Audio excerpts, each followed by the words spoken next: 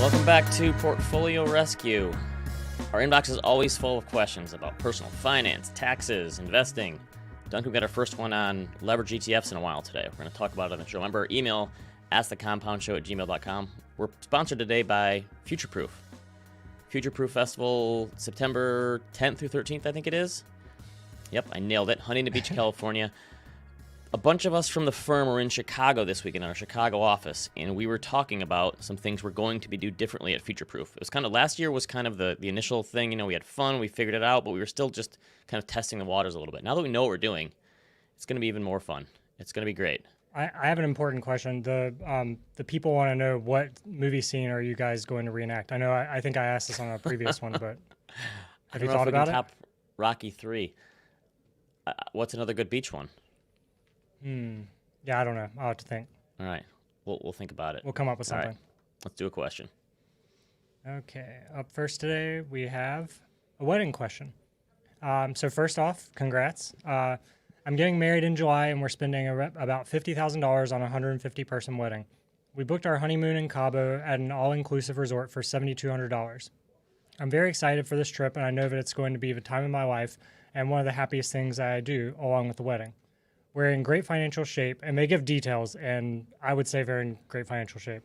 But this just seems like a huge amount of money for a trip. How do you guys go about planning, budgeting, and following through on big purchases?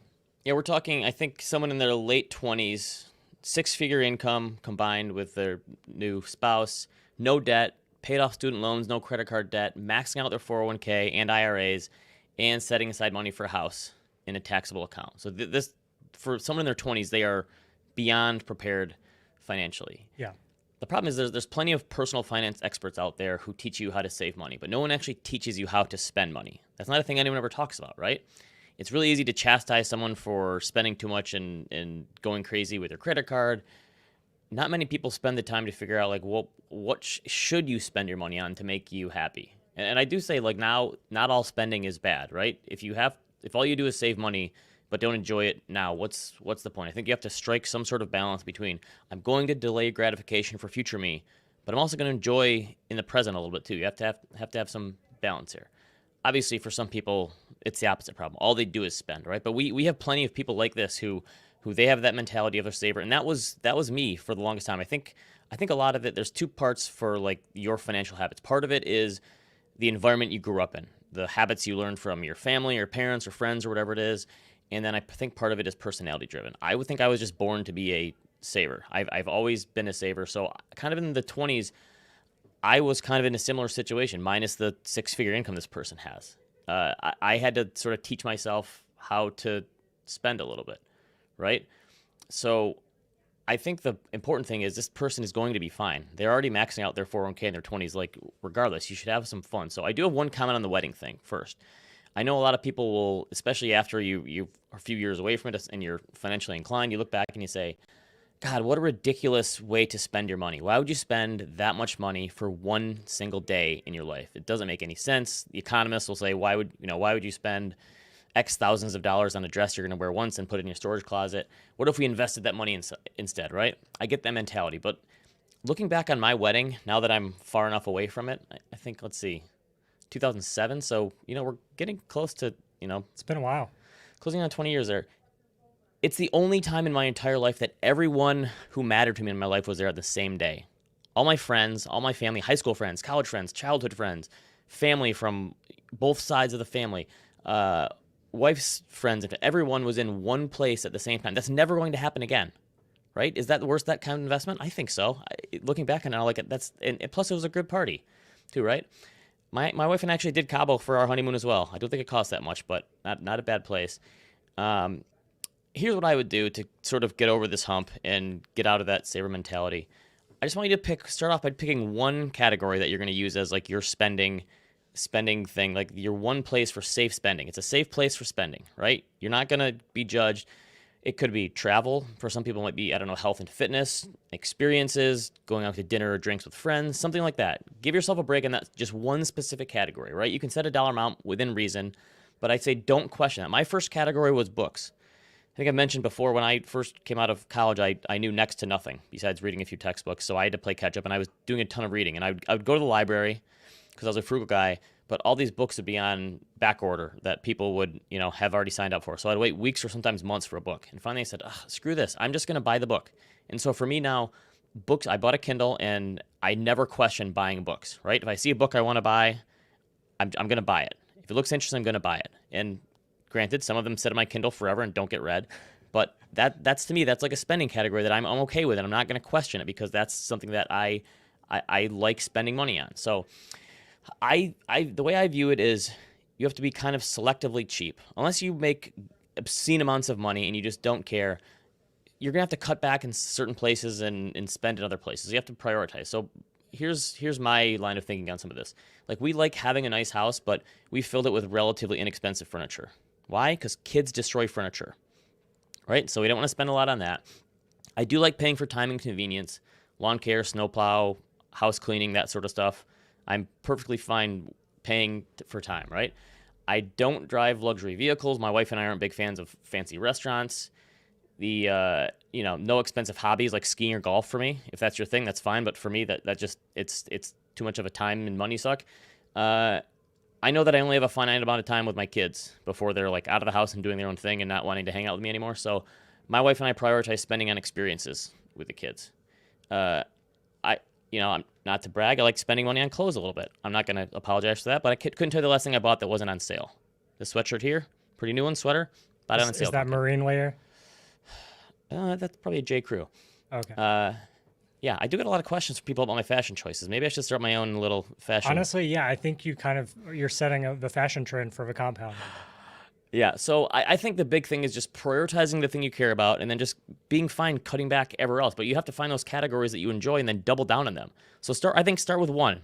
Get one category, travel, experiences, going out, whatever it is. And I think this is definitely a psychological hang-up for some people. But I think you have to just, I think knowing that you have that savings taking place already, then you're fine and you don't worry about the other stuff. It's kind of guilt-free spending once you have the savings taken care of. And this person obviously has that.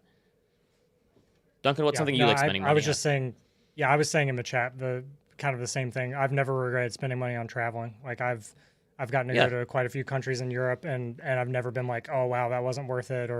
And including when I was younger, I probably took out an irresponsible amount of debt on a credit card to travel, and go on a trip to Hungary and some other countries. But my wife and I said that too before we were going to have kids. We said let's travel. So we had one thing where a friend got married in Connecticut, and we went for like 36 hours. We flew in, hotel, partied with friends, flew back out, and the amount of money we spent like a couple $1,000s probably, and it seemed ridiculous at the time. But we got to hang out with all of our friends for that one weekend, and it's like without kids, we were no responsibilities. It was worth it. So yeah, so I think finding some of those places where you're not going to regret it in the future. But I do agree. For some people, apparently it's $86 tequila drinks.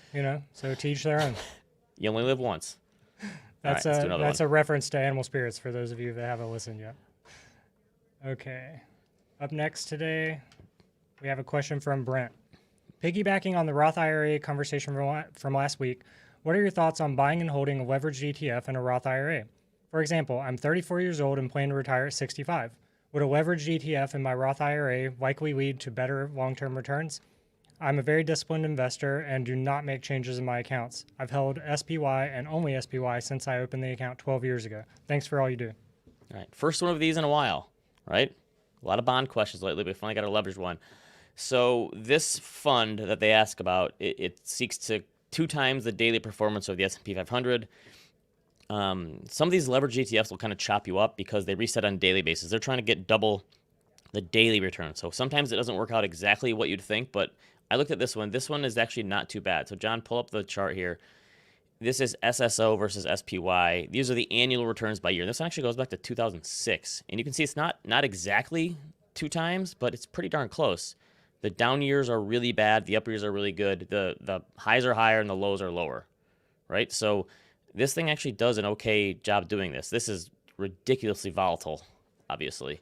So let's do one more chart here. This is the drawdown profile. Now this goes back again to 2006. So we pick up the 2008, and in the 2008 crash from 2007 to early 2009, the S&P was down 56%. I want to say this thing was down almost 86%.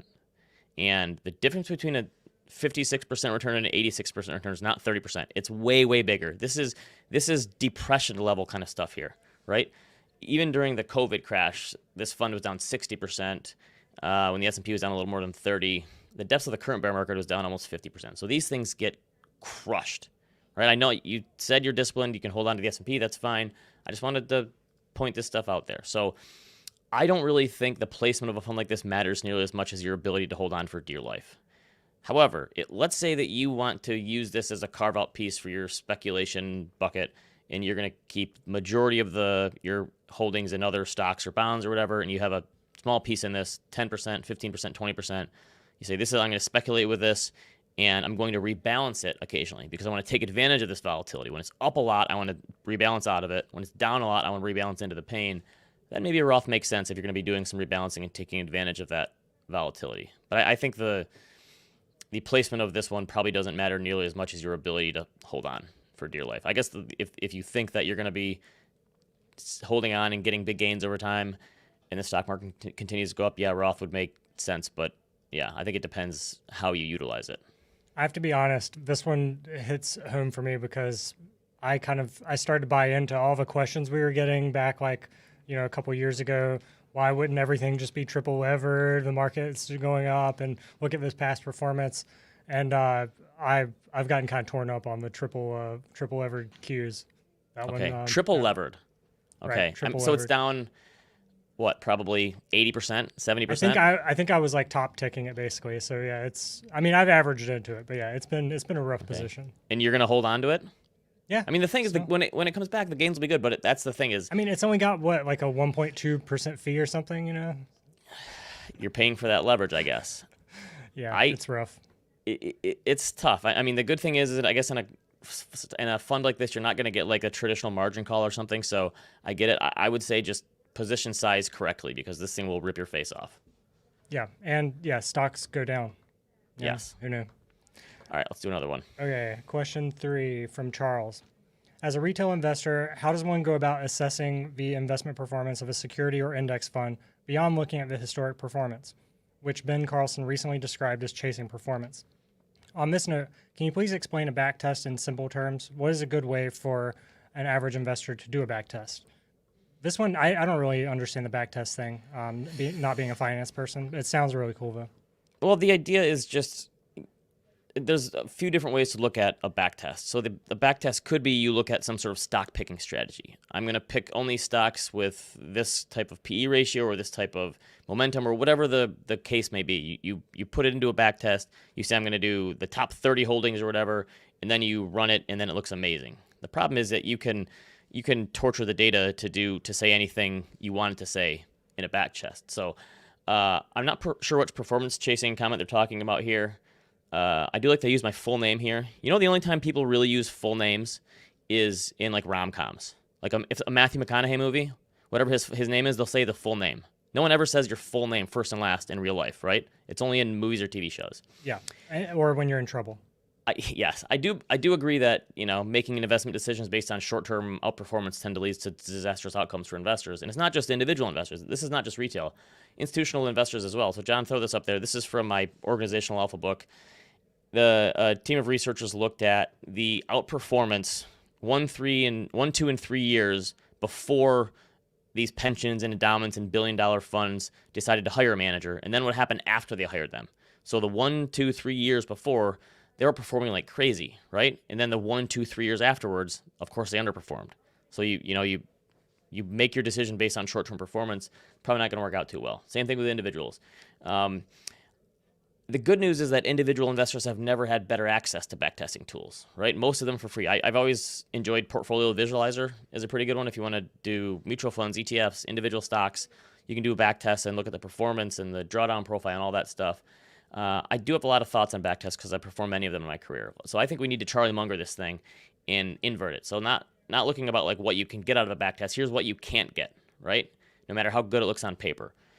One of the problems is the data availability and frictions of the past. You can run a backtest back to 1920, but if you were armed with today's level of knowledge and information, you could probably go back and clean up in the 1920s, right? It's kind of like if you took the 7th best man on an NBA roster and put him back in the 1940s, they would clean up in the NBA, right? It's the same thing. So because they knew nothing at the time. It's I think kind of like discounted, how LeBron's better than Michael Jordan. Is that what you're saying? not quite. Well, hey, I was just in Chicago. You can't say it's blasphemous there. Discounted cash flow analysis, I think, was first created in like the 1930s. They didn't know anything back there. So I think a lot of backtests failed to consider like the information people knew at the time, as well as like the cost to trade, right? So you could look at this wonderful backtest of small caps, but realize that like half of these stocks didn't trade back in the day because they were micro caps and they had no liquidity. So I think backtests can provide context, but you have to think through how realistic it would have been at the time. The other thing, a backtest cannot tell you how you would have felt at the time, right? The 1987 crash looks like a blip on any long-term stock market chart, but it felt like the second coming of the Great Depression at the time. So backtests are like extremely unemotional. They follow the rules no matter what. Human beings don't always have that same level of self-control, right? Duncan, if you did a backtest of your TQQQ, past you on the spreadsheet is going to hold that thing forever. Present you, when you're in 90% drawdown, might say, I don't know if I can do this anymore. Yeah, right? Backtests also don't. Harvest, right? Well, sure. Backtests also don't tell you what the future look like. I think this is the Michael Batnick line I'm stealing here, but he said like there's no such thing as a front test. So you see all these strategies with these indexes that are created, and there's a wonderful backtest. If you would have just done this, you would have knocked it out of the park. And then these things go live in an ETF, and they stink. Happens all the time. So I think it's easy to look at a backtest, and a lot of times you never know how many different tests and variations they did before they, settled on this one strategy. Sometimes these strategies get arbed away. They may have worked in the past, and they don't work anymore. Right? Sometimes they go away because premiums are there and then money rushes in and size is the enemy of outperformance. So I think there's countless strategies that can look good in a back test, but they put it in an ETF, it stops working magically, and that sort of happens all the time. So what good is a back test? I do believe that one of the big traits you need to have as an investor is understanding financial market history. I think you have to if you want to be successful in the long term. Studying the past doesn't really help you predict the future, but I think it can provide context in terms of the relationship between risk and reward. I think that's the big thing. John, throw my other chart up here. I think we've used this one in the past. Stocks, bonds, and cash. Annual returns back to 1928. This shows the average return in the middle there in blue. High for a year, low for a year. You can see the stock market one. You could drive a truck through it, right? Then it narrows a little for bonds, even narrower for cash. It's not the only reason, but one of the big reasons that the stock market is the best performing asset class is because of the variance of returns, right? You should expect a wide range of potential outcomes, especially in the short run, right? I do think that risk is a lot easier to predict than returns going forward. So I think a general understanding of volatility and drawdown profile in the risk of loss is probably the biggest thing historically, right? So I think anyone can create a back test that looks wonderful in terms of past performance. What you need to understand is like the risk involved and how reality can differ from the spreadsheet. Good advice. Sorry, Fair. I'm laughing because I just people triggered being a funny bunch in of the people comments by saying that Shaq was the true GOAT. But, okay. Yeah. All right. You spent way too much time online, Duncan. You just know what'll get people. All right, let's do another one. Okay. Up next, we have a question from Allison. I know it's frowned upon, but I'm thinking about taking out a 401k loan to help with a down payment for my first house. Here's my thought process. My husband and I don't have enough for a big enough down payment to qualify for a loan, so we need the money. It's basically a loan to myself. I understand the problem with pulling money out of the market, but the rates are so high right now, I'm not quite as worried about this. As long as I pay it back in a few years, this should work, right? Good question. All right. Let's bring on someone who actually has done this both professionally and personally now. Blair duQuesnay. Blair wrote a great post on this at The Bell Curve. Hey, Blair. Her blog, hey everyone can check out. Blair, you wrote a great post about a month ago about your personal experience with a 401k loan. So why don't you tell us some of your experiences with this? I've never done this before. Tell me how this works, and then we can maybe get into some of the nuts and bolts. But I kind of want to hear your story about why you did this. Absolutely. I am a recent convert to the idea of the 401k loan. I used to be very anti, and I'm anti for the reasons that were mentioned in the question, but I just want to run through them. When you take money out of your 401k in a loan, it comes out of the market, which means that money is not growing if the market's going up. In a year like 2022, it would have been a great thing to have taken a loan because the market went down. The second thing is you may not be able to continue saving because now you have a new loan payment. So it's very important to think about what your cash flow is going to be while the loan is out. are you still able to contribute at a minimum to get your employer match? I think that that's important. And the third thing is, and this is the biggest risk of all, is if you leave your company for any reason, by your choice or not, that loan is going to become payable in about 3 months on average. And if you can't come up with the cash to pay it back, that's going to be treated as a taxable distribution from your 401k. So that can leave you in a really bad position. So you thought of all these cons. So what's the pro that talked you into doing this then? What are the benefits here? So in my situation, I bought a new home, and it's going to be a few months before I put my old home on the market. So I'm using this as a bridge loan. The home equity in my current home is a big part of what was going to help me with that very large down payment. So in the meantime, I took a 401k loan knowing that hopefully in just a few months, I'm going to pay it back. So now I'm paying myself back with interest. By the way, it's an 8% interest rate, not a low interest rate, but that money is going back into my 401k. I'm hoping that I'll still be able to max my 401k this year. So I'm going to even be able to put more than the max in my 401k if I pay back the interest and still max out my contributions. So I thought of it as a temporary lending solution. It doesn't count against the debt ratios that the bank used to analyze how much of a mortgage I could qualify for. So that was another benefit. I think in this questioner's case, the first-time home buyer, I think it also makes sense. Our colleague Emily Johnson reached out to me and told me she used a 401k loan for her first-time home purchase as well. The median home price is getting up close to $400,000. Most people have to put 20% down. That's a really large number, $80,000. Most people cannot save that in, even 5 or 10 years from regular earnings. Yes, you're paying yourself back if you can do it and also make at least contributions to get your employer's match, because that's additional compensation to you that you'd be leaving on the table. I think it can be a great option. A home is, for most Americans, the largest part of their net worth. So getting into home ownership, if that's what you want, and there's a lot of debate around rent versus buy, but if it's a goal of yours and you're able to make it work from a cash flow basis and a budget basis, I'm actually in favor of it now. I think it can be a great option. And you said in your post that you're still saving in your 401k. So essentially this 8% that you're paying back is almost forcing you to increase your savings rate in some ways, right? It is in a way, yeah. So I'm paying back interest and I'm contributing to the 401k. There are apparently some 401ks that won't let you contribute while you're paying back a loan. I think that's unfortunate. Okay. And the loans can be taken out for a year, 3 years. I think the max is 5 years. So your payment's going to be higher if you take out a 3-year loan versus a 5-year loan. So that's important to think about as well. But if the budget works out and you're able to pay yourself back that loan over the next 3 or 5 years, I really am in favor of using this responsibly. Just know that there is a risk that if you get laid off or decide to change jobs, you're going to need to pay that loan back to avoid paying tax on the distribution. So Duncan asked us a couple weeks ago if he should slow his 401k contributions to save for down payment. Duncan, what do you think about the 401k loan as a possibility here to help? Yeah, no, that's exactly what I was just thinking so this would be the argument to just keep contributing and then whenever you need it to pull it from your 401k, right? It could be one way. In a perfect world, you would have the full down payment in your savings account. That's not reality for most people these days with home prices as high as they are. Right. Perfect. Unless we get a nice big pullback for those of us interested in buying, right? There you go. Demographics say differently, but maybe not those high prices that we saw in 2021 for sure. Well, so this is a great segue to the next question. So Bella writes, this one's going to trigger some people probably. Oh no, the firearm's going off. Uh-oh. Live television. That's a test. Hopefully it's a test. I'm not leaving regardless, but we're only on the 15th floor. Okay, I know that this y'all is your Wolf advise... of Wall Street moment here. Yeah. I know that y'all advise to take advantage of an employer's 401k match. However, what would your rebuttal be to those who say hope is not a strategy and that it's better to have control of what you're invested in? I'm young and have heard horror stories of those that lost meaningful amounts of their savings during the last downturn. I understand that the market tends to go up over time, but I do worry that in the future I won't be able to retire when I want to because of the way the market is behaving at that particular time. It seems like I would be better off passively investing in multifamily real estate, as everyone will always need a place to live. For the time being, I've decided to stop contributing to my 401k so that I have enough to invest in a different manner, in things I can control. So I'm not the finance person here, so I'm curious to hear what you guys say, but can you control the real estate market yes, in multifamily housing? I agree that hope is not a strategy.